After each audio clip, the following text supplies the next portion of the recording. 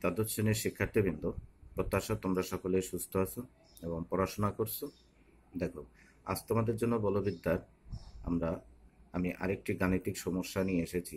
দেখো, গাণিতিক সমস্যাটি হলো আমাদের পিকিউ বলদায় যথাক্রমে একটি নত সমতলের দৈর্ঘ্য ও ভূমির সমান্তরাল থেকে প্রত্যেকেই এককভাবে মসৃণ তলের উপর ডব্লু ওজনের বস্তু ধরে রাখতে পারে।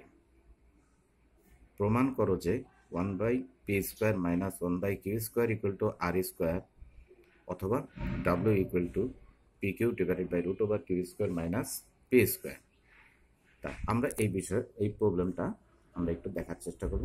দেখো, আমি এখানে চিত্র অঙ্কন করেছি, দুটো চিত্র অঙ্কন করেছি। এখানে চিত্রটা দিয়ে তোমাদের আমি বুঝিয়ে দিচ্ছি বিষয়টা। বলছে কি, পিকিউ বলদায় যথাক্রমে একটি নত তল, আমাদের এখানে তলটা কত, ও এ হলো আমাদের তল, ও এ তল, এখানেও ও এ তল, আর ও এক্সটা হলো আমাদের এখানে ভূমি। তাহলে ভূমির সাথে আনত হলো কত, ও এ তল। এই তলের উপর আমার এই বিন্দুতে একটা বস্তু আছে আর এই বিন্দুতে একটা বস্তু আছে, ঠিক আছে। তাহলে এই বস্তুর ওজন কত, ডব্লু। আর বস্তুর ওজন ডব্লু সবসময়ের জন্য খাড়া নিচের দিকে কাজ করে, উল্লম্বভাবে সোজা নিচের দিকে কাজ করবে। এখন বলছে যে আমাদের পিকিউ বল দেয়, পি বলটা বলতেছে এখানে, পি বল কি করতেছে আমার এখানে ভূমির তল বরাবর, ঠিক আছে, তলের দৈর্ঘ্য, এই যে এখানে বলছে তলের দৈর্ঘ্য বরাবর, তলের দৈর্ঘ্যের সমান্তরালে বলটা ক্রিয়া করতেছে পি বল। তাহলে এই বস্তুটা যখন আমার তলের উপর আছে, তাহলে তলের উপর বস্তুটা একটা চাপ সৃষ্টি করবে। সেই চাপটা কি হবে, তলের উপর লম্ব বরাবর ক্রিয়া করবে। সেই প্রতিক্রিয়া বলটার নাম দিয়েছি আর। তাহলে এই ডাব্লু ওজনের বস্তুটি এই তলের উপর স্থির থাকতেছে, এই সমান্তরাল মানে তলের সমান্তরালে পি বলটা এই বরাবর বেঁধে এখানে রাখা হয়েছে। ফলে কি হচ্ছে, পি আর, প্রতিক্রিয়া বল আর এবং ওজন, এই তিনটে মিলে এখানে একটা স্থিতি অবস্থা সৃষ্টি করছে। এটা হলো প্রথম অংশ। তারপরে বলছে কি, ভূমির সমান্তরালে, দেখো দ্বিতীয় চিত্রে এখানে ভূমির সমান্তরালে এই বরাবর বলটা, তাহলে তলের উপর বস্তুটা এখানে রয়ে গেছে। তাহলে ভূমির সমান্তরালে এই বরাবর একটা রশি দ্বারা বা এই বরাবর ভূমির সমান্তরালে একটা বস্তু দ্বারা রশির সাহায্যে আমরা কি করেছি, বা সুতার সাহায্যে কি করেছি, এই ডাব্লু ওজনের বস্তুটাকে তলের উপর ধরে রাখা হয়েছে। তাহলে তলের উপর যে বস্তুটা রয়েছে তার ওজন ডাব্লু, খাড়া নিচের দিকে, এবং তলের উপর চাপ প্রয়োগ করবে সেটা আর, তলের উপর লম্ব বরাবর। তাহলে এই কিউ আর ডাব্লু, এই তিনটে বল এখানে কি করা হচ্ছে, এখানে একটা সাম্যাবস্থা সৃষ্টি করছে। তাহলে এই দুই অবস্থার সমন্বয়ে আমাদেরকে প্রমাণ করতে হবে কি, আমাদের এই রাশিটা প্রমাণ করতে হবে। এই হলো এখানকার প্রশ্নের মূল বিষয়। তাহলে এখন আমরা আমাদের এখানকার গাণিতিক প্রবলেমটা আমরা কিভাবে সলিউশন করব, আমরা সেদিকে চলে যাচ্ছি, ঠিক আছে। এটা আমরা কিভাবে সলিউশন করব আমরা সেটা একটু দেখি। দেখো, প্রথম চিত্রের ক্ষেত্রে আমরা এখানে কি করব, যে ধরি আলফা কোণে, এখানে মনে করি যে আলফা কোণে আনত কোণ দুটি, ঠিক আছে, কোণ দুটি আলফা কোণে, ভূমির সাথে আলফা কোণে আনত তল, আমরা এটা চিন্তা করি। তাহলে আমরা এখন দেখি যে ধরি আলফা কোণে, ঠিক আছে, ধরি আলফা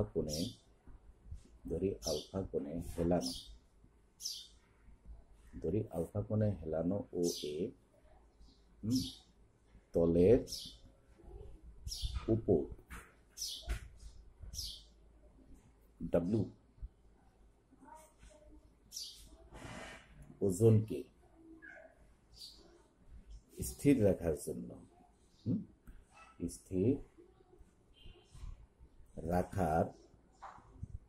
জন্য কি করা হয়েছে, পি বল তল বরাবর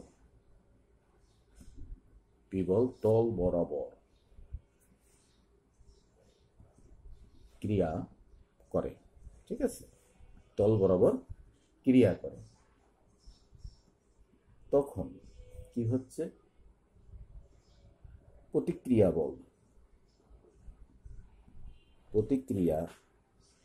বল আর হলে ডব্লিউ টি আর। ঠিক আছে, বলত্রয় কি করতেছে? বলত্রয় এখানে ভারসাম্য সৃষ্টি করছে, ভারসাম্য সৃষ্টি করে। আমরা এটা বুঝতে পারলাম। তাহলে এখন আমরা কি করতে হবে? সুতরাং কি করব? লামের উপপাদ্য, লামের উপপাদ্য থেকে পাই। লামের উপপাদ্য এখানে কি কি প্রয়োগ হবে? বল ডিভাইডেড বাই অপর দুই বলের অন্তর্গত কোণ। এটাই হলো কোণের সাইনের অনুপাত। আমরা এটাই জানি, আমরা এই ফরম্যাটটাই জানি। তাহলে দেখো এখন ডব্লিউ ডিভাইডেড বাই, এইখানে ডব্লিউ ডিভাইডেড বাই এই কোণটা হবে, এই কোণ, এই দুই বলের মধ্যবর্তী কোণ কত? 90 ডিগ্রি, তাই না?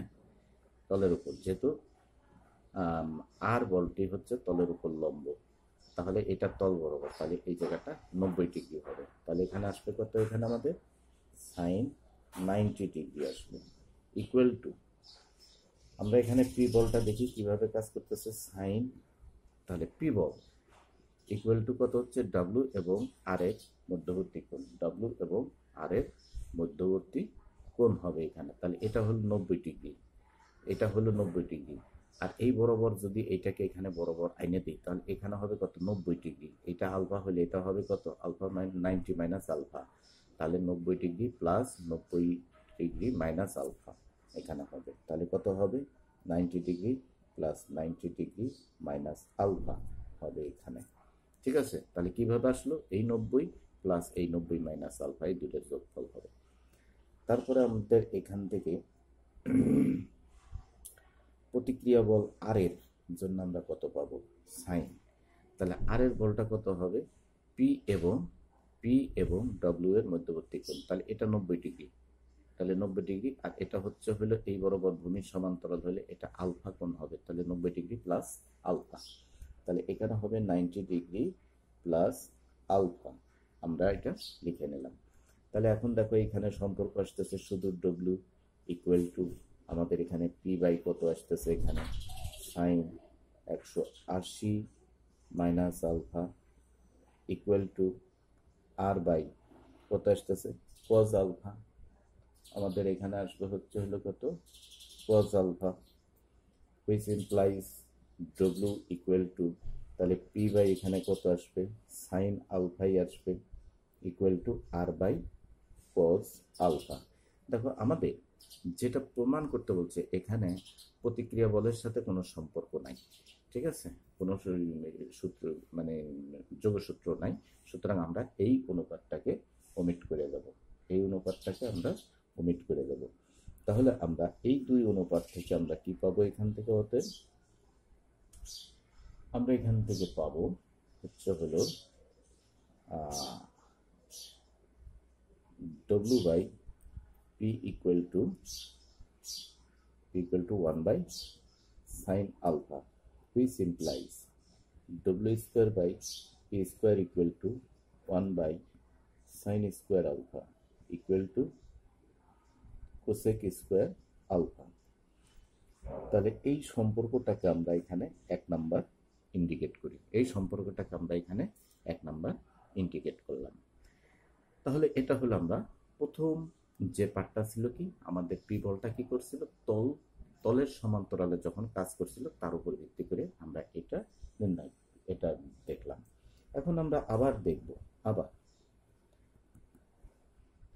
আবার সেই একই কথা, যে আবার একই রকম ভাবে বলতে পারবো আলফা কোণে ফেলানো ও এর তলের উপর ডব্লিউ হোসেনের বলটিকে ধরে রাখার জন্য কিউ বল, হ্যাঁ, ভূমির সমান্তরালে ক্রিয়া করে এবং প্রতিক্রিয়া বল আর ড্যাশ। এখানে আমরা এখানে আর দিয়েছিলাম, এখানে আমরা নতুন করে একটা সম্পর্ক দিই, সেটা হলো কি আর ড্যাশ দুটো সেম দেওয়া যাবে না, এটা একটা ভিন্ন প্রতিক্রিয়া হবে। কারণটা কি?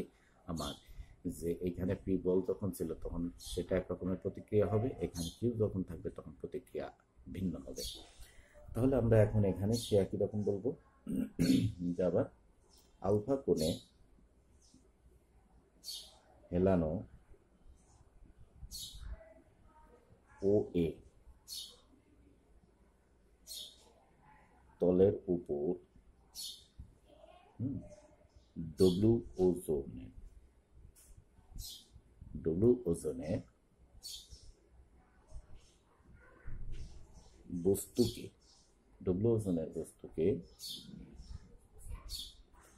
ধরে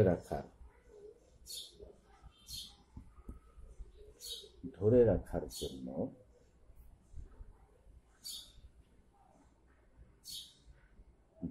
জন্য কিউ বল কি করা হচ্ছে, ভূমির সমান্তরালে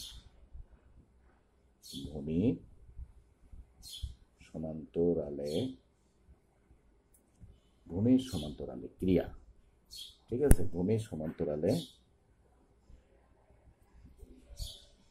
ক্রিয়া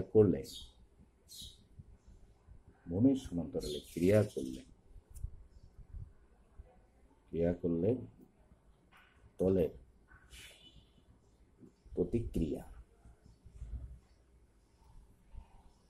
আড্যাশ হয়। দিলাম। তাহলে আমরা তো আগেই সম্পর্কটা জানি, তাহলে ডাব্লিউ আর ড্যাশ কিউ, ঠিক আছে, বলত্রয় ভারসাম্য সৃষ্টি করে। তাহলে এত কি করে, বলত্রয় ভারসাম্য সৃষ্টি করে। আমরা এটা বুঝতে পেলাম, ভারসাম্য সৃষ্টি করে। তাহলে যে কি বলবো, অতএব লামি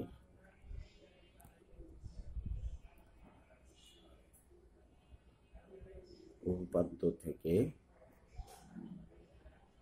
পাই, লামির উপপাদ্য থেকে কত পাবো আমরা এখানে, ডব্লিউ ডিভাইডেড বাই, দেখো এখানে দ্বিতীয় চিত্র, ডব্লিউ ডিভাইডেড বাই এই কোণটা হবে, তাহলে এই কোণটা কত হবে, এইটুকু তো 90 ডিগ্রি প্লাস হলো আলফা, তাহলে 90 ডিগ্রি প্লাস আলফা, তাহলে এখানে কত হবে, সাইন 90 ডিগ্রি প্লাস আলফা, এই কোণটা হবে আমাদের এখানে এইটা। তারপর আমাদের কিউ বলটা কত আসে, কিউ ইকুয়াল টু আমাদের এই সম্পর্কে আসবে, তাহলে 90 ডিগ্রি প্লাস 90 মাইনাস আলফা, তাহলে 180 minus alpha, sine 180 minus alpha, এটা আসলো। তারপর আমরা কত পাবো, আর ড্যাশ ইকুয়াল টু কত পাবো এখানে, আর ড্যাশ ইকুয়াল টু শুধুমাত্র এখানে এই কোণটুকু পাবো 90 ডিগ্রি, সাইন 90 ডিগ্রি। তাহলে আমরা এখানে লামির উপপাদ্যটি আমরা এখানে ব্যবহার করে ফেললাম। এখন আমরা এখান থেকে দেখি যে আমাদের এই সূত্রের বাকি কাজগুলো আমরা করি। তাহলে এখান থেকে ডাব্লিউ বাই আমরা পাবো হচ্ছে হলো cos alpha equal to Q divided by পাবো হচ্ছে হলো sine alpha equal to R by 1, যেহেতু আর ড্যাশ বাই 1, যেহেতু আমাদের এখানে আগে বলছে আমাদের আর এর সাথে কোনো রিলেশন এখানে নেই, সো আমরা এখান থেকে তাহলে বের করব W by Q equal to cos alpha by sin alpha, which implies w square by q square equal to cos square alpha divided by sin square alpha। আমরা এই সম্পর্কে আসতে পারি।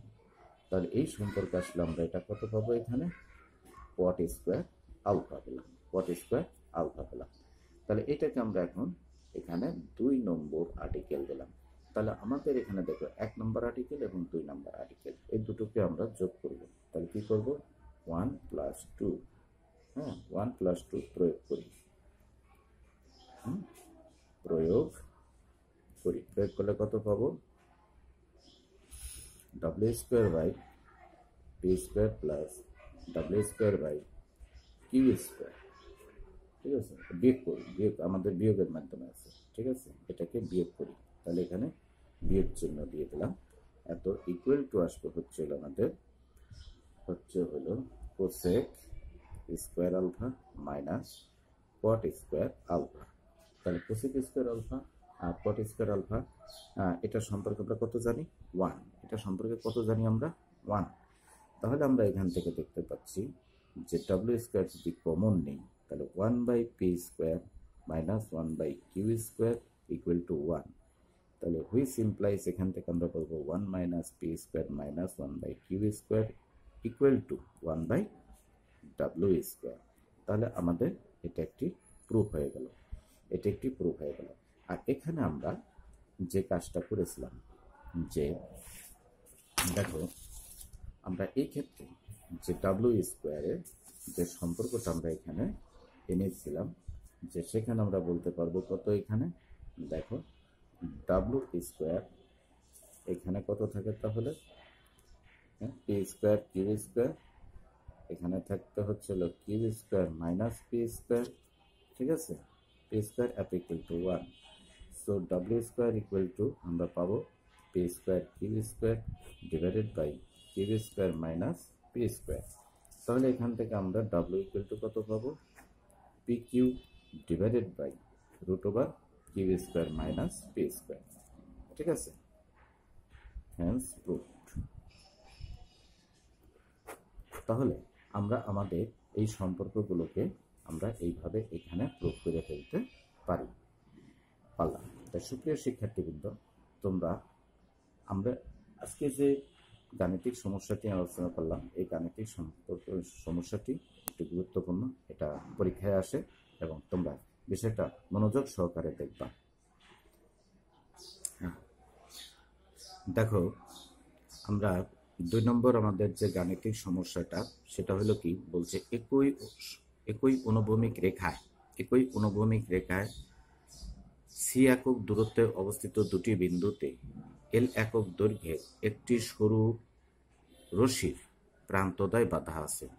অবাধে ঝুলানো ডাব্লু একক ওজন বিশিষ্ট একটি বস্তুকে বহন করে এমন একটি মসৃণ ওজনহীন আংটি ওই রশ্মির উপর দিয়ে গড়িয়ে চলাচল করতে পারে। দেখাও যে রশির টান LW divided by 2 root over L square minus C square. তা দেখো আমাদের যে প্রশ্নটা, সে প্রশ্নটা গভীরভাবে বুঝতে হবে, এবং আমি তার জন্য বোঝার জন্য তোমাদেরকে এখানে একটা চিত্র দেখাচ্ছি। তা এখানে বলছি একটি অনুভূমিক রেখা কত? এবিটা হলো অনুভূমিক রেখা, ঠিক আছে। তা অনুভূমিক রেখা সি একক দূরত্বে, তার মানে এবি এর মধ্যবর্তী দূরত্ব কত? সি একক। এবি অনুভূমিক রেখা, সেটা হলো এবি এবং তার দৈর্ঘ্য কত? সি একক। তার মানে এ এবং বি বিন্দুর মধ্যবর্তী দূরত্ব সি একক। দূরত্বে দুই প্রান্তে একটা সুতা, ঠিক আছে, সুতার দৈর্ঘ্য কত? এল।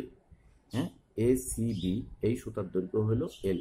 এ সি বি এই সুতার দৈর্ঘ্য এল, ঠিক আছে, এই সুতার দৈর্ঘ্য এল। এ সি বি এই সুতার দৈর্ঘ্য এল। এটা আমাদের এল দৈর্ঘ্যের সুতার দুই প্রান্ত এ এবং বি বিন্দুতে আমাদের বাঁধা আছে, ঠিক আছে, অবাধ। এখন বলছে যে এই সরু সুতার উপরে যে কোনো একটা গোলাকার রিং, ধরো একটা আংটি, সে এই বস্তুর উপর আমরা এই সুতার উপর ছেড়ে দিলাম। তার সুতার উপর ছেড়ে দিলে সে অবাধে যাতায়াত করতে পারবে। অবাধে যাতায়াত করতে পারবে। তাহলে সেই সুতা কি করবে? তার মিডল বরাবর এসে সে খাড়া নিচের দিকে, তার যে একটা ওজন আছে সেটা নিচের দিকে ক্রিয়া করবে। তাহলে যখন সে রিংটা আমার এই বরাবর থাকবে, তখন আমার সুতার দুই পাশেই কিন্তু টানটা সমান হবে। সুতার দুই পাশে টান সমান হবে।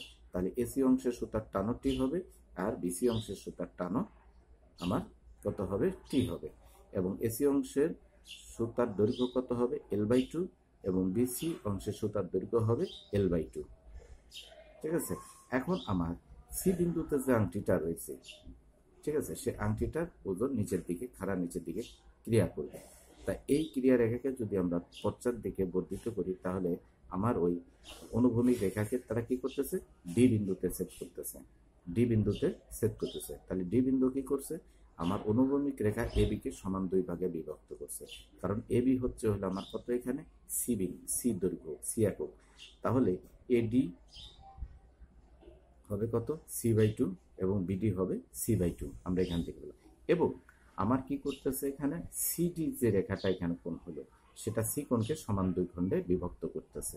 আমাদের এই চিত্র থেকে বা আমাদের এই প্রশ্ন থেকে আমরা এটা বুঝে নিলাম যে আমাদের এখন এই কাজগুলো এখানে রয়ে গেছে যে তথ্যের ভিত্তিতে। তাহলে আমরা এখানে অনুভূমিক রেখা দেখলাম এবি, তার দৈর্ঘ্য কত, সি।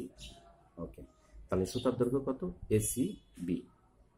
সুতার দৈর্ঘ্য এসিবি, সুতার দুই প্রান্ত এ এবং বি বিন্দুতে বাঁধা আছে। সুতার ভিতরে কি আছে, একটা মসৃণ রিং এখানে ঝুলে রয়েছে।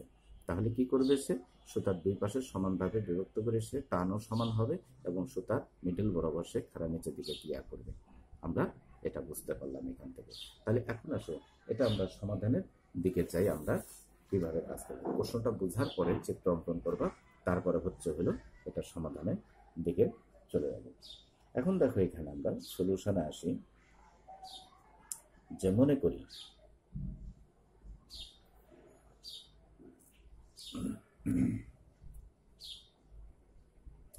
সি দূরত্বে সি একক দূরত্বে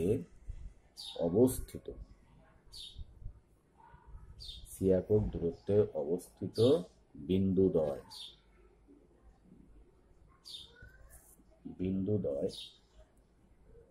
এ ও বি, ঠিক আছে, এ ও বি, এবং আমাদের সুতার দৈর্ঘ্য কত, এসিবি হচ্ছিল কি সুতার দৈর্ঘ্য ইকুয়াল টু এল হলো আমাদের দেওয়া আছে, এখানে দেওয়া আছে। আচ্ছা, যেহেতু সি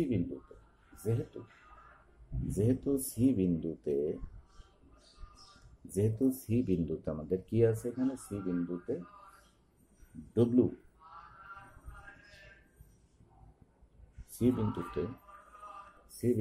ডব্লু ওজনের আংটা,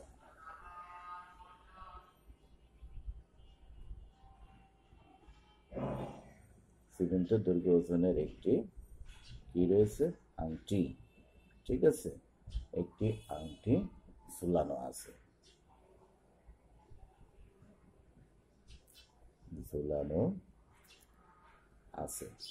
ওকে, আংটিটি ঝুলানো আছে।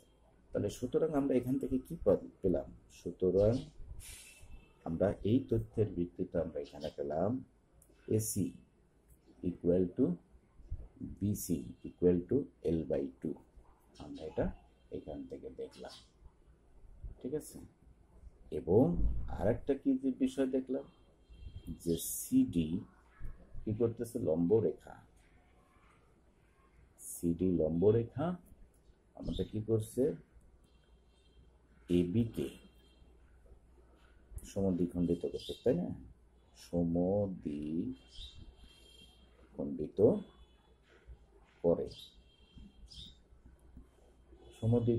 করে, অর্থাৎ এডি equal to BD equal to C/2। আমরা এটাও এখান থেকে দেখে নিলাম। তাহলে এখন দেখি আমরা এখান থেকে যে আমাদের এবিসি এই সাইডের থেকে চলে বিসিডি এই ত্রিভুজ থেকে আমরা দেখতে পাবো কত, সিডি, ঠিক আছে, সিডি আমরা এই ত্রিভুজ এখান থেকে একটু দেখি, ত্রিভুজ বিসিডি এই ত্রিভুজের ক্ষেত্রে আমরা দেখতে পাবো BC square equal to CD square plus BD square, আমরা এখান থেকে এটা দেখতে পাচ্ছি। তারপরে আমরা এখান থেকে বলবো CD square equal to BC square minus BD square, আমরা এখানে এটা দেখে নিলাম। এখন এখান থেকে আমরা কি সম্পর্কটা বের করতে পারি, সিডি থেকে আমরা এই সম্পর্কটা, তাহলে সিডিটা কত পাইছি আমরা, সিডি হলো L/2 whole square minus C/2 whole square equal to আমরা বলবো L²/4 মাইনাস C²/4। আমরা এই সম্পর্কটা এখানে নিয়ে আসলাম, 1/4 equal to L² minus C²। আমরা এইটা দেখলাম। তারপরে আমরা এখান থেকে কি বের করব, অতএব সিডি ইকুয়াল টু আমরা বের করতে পারবো 1/2 root over L square minus C square. আমরা এই সম্পর্কটা দিলাম এবং এটার একটা নাম দিয়ে রাখি 1 নম্বর। আমাদের সিডিটাও পর্যন্ত আমরা এখান থেকে সিডি দৈর্ঘ্যটা আমরা বের করে নিলাম। সিডি দৈর্ঘ্যটা আমরা এখান থেকে বের করে নিলাম, যেহেতু আমরা এখান থেকে সাইডগুলো বের করেছি। আমরা এখান থেকে কি করেছি, সাইডগুলো বের করেছি, সুতরাং সিডি সাইডটাও আমরা এখান থেকে বের করে নিলাম। আমাদের কোনো প্রয়োজন লাগবে সেটাও আমরা দেখব। এখন আমরা দেখব যে আবার আমরা দেখি এখানে সিএ এবং সিবি অংশের টান সমান। সিএ ও সিবি অংশে সিবি অংশের সুতার টান হচ্ছে হলো আমাদের সমান। ঠিক আছে, সুতার টান সমান, সুতার টান সমান। আচ্ছা, সুতার টান সমান হলে আমরা দেখি সুতার টান সমান হলো অর্থাৎ আমাদের টানটা যদি টি হয়, অর্থাৎ টি এবং মানে দুই পাশে টি, এটার আমরা এই পাশে টি এই পাশে টি, সে কথাটা বলছি আর কি। সিএ এবং সিবি অংশে সুতার টান সমান হলে অর্থাৎ টি হলে, এবং আমাদের কি সম্পর্ক আছে, আংটার ওজন, আংটির ওজন, আংটির ওজন ডব্লিউ। ঠিক আছে, ডব্লিউ ওজনটা হলো আমাদের, ডব্লিউ ওজন কত বরাবর, সিই দিই। তাহলে এই বরাবর এই পয়েন্টটার নাম দিয়ে আমরা ই দিয়ে দিই, তাহলে আমাদের একটু বুঝতে সুবিধা হবে। সিই বরাবর ক্রিয়া করে। ঠিক আছে, সিই বরাবর ক্রিয়া করে। ঠিক আছে, ক্রিয়া করে, তাহলে সি বরাবর ক্রিয়া করে। তাহলে এখন ডাব্লু ওজন সুতার টান দেয়। ঠিক আছে, দ্বারা আংটিটি স্থির অবস্থা থাকে। তাহলে আমরা এখন কি দেখতে পাচ্ছি যে অতএব সুতার টান টি ও ডব্লু ওজন তোরা কি করছে, এখানে ভারসাম্য সৃষ্টি করছে। ঠিক আছে, ভারসাম্য সৃষ্টি করে। তাহলে ভারসাম্য সৃষ্টি করলে আমরা এখান থেকে স্থির অবস্থা আসছে, মানে কি ভারসাম্য সৃষ্টি করছে।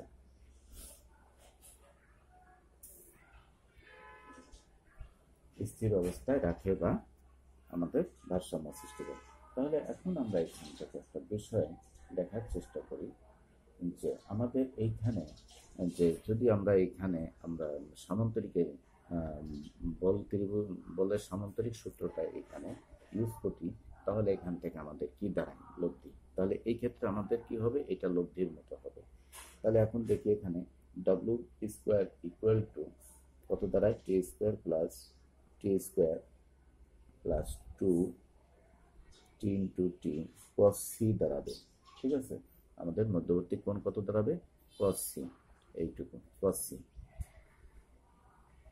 এইটা আমরা এখান থেকে নিলাম। এখন দেখি এই জায়গাটায় এসে এখানে কত দাঁড়াচ্ছে, 2t square plus 2t square cos C দাঁড়াচ্ছে। তাহলে এই ক্ষেত্রে আমরা এখানে দেখতে পাচ্ছি 2t স্কোয়ার কমন নিলে 1 প্লাস cos সি আমরা একটা সম্পর্ক এখানে পাচ্ছি, cos সি সম্পর্ক পাচ্ছি। তাহলে এখন 2t স্কোয়ার ইন্টু এই ক্ষেত্রে আমরা পাবো 2 cos স্কোয়ার সি বাই 2, আমরা এই সম্পর্কটা পেলাম। এত ইকুয়াল টু আমরা পাবো 4t square cos square C by 2, আমরা এই সম্পর্কটা এখানে পেলাম। এরপরে আমরা এখান থেকে দেখব যে আমরা যদি এখান থেকে রাশিগুলো তুলে দিই, যে অতএব তাহলে ডব্লিউ স্কোয়ার করে দিই, তাহলে কত থাকবে, 2t cos সি বাই 2। ঠিক আছে, তাহলে এখান থেকে আমরা টি ইকুয়াল টু কত পেতে পারি, টি ইকুয়াল টু পাবো হচ্ছে হলো আমাদের W by 2 cos C by 2, আমরা এই সম্পর্কটা এখান থেকে পেলাম। এখন দেখো আমরা এখানে ডব্লিউ ডিভাইডেড বাই টু তো আছে cos c বাই টু, আমাদের চিত্রের ক্ষেত্রে cos c বাই টু, হ্যাঁ c বাই টু, ঠিক আছে। cos এই কোণের, এই সি কোণের অর্ধেক c বাই টু, আমরা এখানে কত লিখতে পারি? তাহলে এটা হলো 90 ডিগ্রি, এটা হলো এখানে 90 ডিগ্রি, তাহলে এইটা 90 ডিগ্রি, তাহলে এই দুটোর যোগফল হবে 90, তার মানে আমার এইটা কত হবে? 90 মাইনাস বি কোণ, তাহলে এটা হবে কত? cos 90 ডিগ্রি মাইনাস বি কোণ আমরা এখানে পাবো। তাহলে এখান থেকে আমরা কত পাবো? তাহলে W by two sine B কোণ আমরা এখান থেকে পাবো, ডিগ্রি বাই সাইন বি কোণ আমরা এখান থেকে পাবো। তাহলে এখন আসো আমরা এখানে W divided by two sine B কোণ, সাইন বি কোণের ক্ষেত্রে কত পাবো? সাইন বি কোণের ক্ষেত্রে কত পাবো? লম্ব বাই অতিভুজ, লম্ব বাই অতিভুজ, তাহলে মানে কত হবে? সিডি বাই বিসি, তাহলে সিডি বাই বিসি পাবো এখানে, তাহলে সিডি বাই বিসি আমরা এখানে পাবো, সিডি বাই বিসি। তাহলে এখন এখান থেকে কত পাবো? W BC divided by two CD আমরা এখান থেকে পেলাম। তাহলে ডাব্লিউ বিসি এর দৈর্ঘ্য কত ছিল আমাদের এখানে?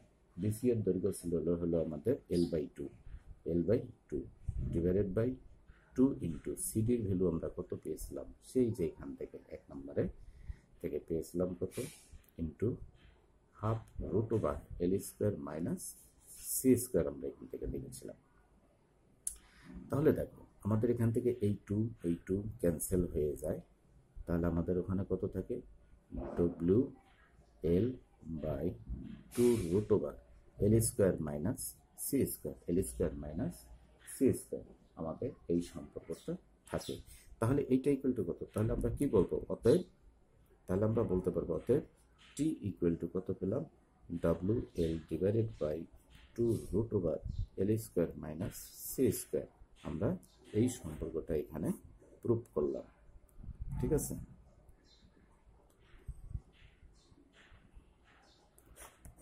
তাহলে আমরা এটা এখানে প্রুফ করে ফেললাম। তাহলে দেখো আমরা যে আমাদের গাণিতিক যে প্রবলেমটা ছিল, আমরা সেই প্রবলেমটাকে বুঝবো, ওরা এটা প্রশ্নটা পড়ে আমরা সেটা বুঝবো এবং সেটার একটা চিত্র ড্র করব। চিত্র ড্র করার পরে আমরা কিভাবে কাজগুলো অঙ্কন করব এবং সেই চিত্রের থেকে কিছু উপাত্তগুলো আমরা বের করে নেব। বের করে নেওয়ার পরে আমরা আমাদের এখানে যে 3টে বলের যে কার্যকারিতা থাকে লামির সূত্র মতো, আমরা সেইগুলোকে দেখিয়ে নেব। দেখানোর পরে সেখানে স্থির রাখে, তার মানে সেখানে একটা ভারসাম্য সৃষ্টি করছে। আমাদের এই বলগুলো কি করছে? একটা ভারসাম্য সৃষ্টি করছে। তখন আমরা লামির ওই উপপাদ্য ব্যবহার করতে পারি, তবে আমরা লব্ধির সূত্রটাই ব্যবহার করছি, যে ডাব্লিউ স্কোয়ার ইকুয়াল টু, আমরা কি শিখেছিলাম এখান থেকে? R square equal to p square plus q square plus 2p2 cos alpha. তা এখানে আমরা সেটাই প্রয়োগ করলাম, প্রয়োগ করে দেখলাম যে আমাদের এটাই কাজ করতে একটু সুবিধা হবে, আমরা সেভাবেই কাজটা করে নিয়েছি। এখানে যার যার পর্যায়ক্রমিক আমরা ধারাবাহিকভাবে কাজগুলো করলাম। তাহলে ডাব্লু সম্পর্কে বের করলাম কত? এখানে টি ইকুয়াল টু টান, তাহলে সুতার উপর যে টানটা হবে সেই টানটা কত? এখানে W L divided by two root over L square minus C square. এটাই হলো আমাদের রিকোয়ার্ড আনসার, বা এটাই আমাদের প্রমাণ করতে বলছিল, ঠিক আছে। এটাই আমাদের প্রমাণ করতে বলছিল, আমরা সেটা প্রমাণ করলাম। তবে সুপ্রিয় শিক্ষার্থীবৃন্দ, বলবিদ্যা আমাদের পাঠগুলো মনোযোগ সহকারে তোমরা যদি একাধিকবার কাজ করতে পারো, তাহলে সেগুলো তোমাদের মেমোরিতে আসবে এবং তোমরা বুঝতে পারবে এবং তোমরা সফলকাম হবে। যদি তোমরা প্রশ্নগুলো পড়ে যদি চিত্র ড্র না করতে পারো, চিত্রটা না বুঝতে পারো, তাহলে পরে এক্ষেত্রে বলবিদ্যা শেখাটা জটিল হয়ে যাবে। তো আজকে পর্যন্তই, সকলকে ধন্যবাদ। আগামী ক্লাস দেখার জন্য আমন্ত্রণ রইল।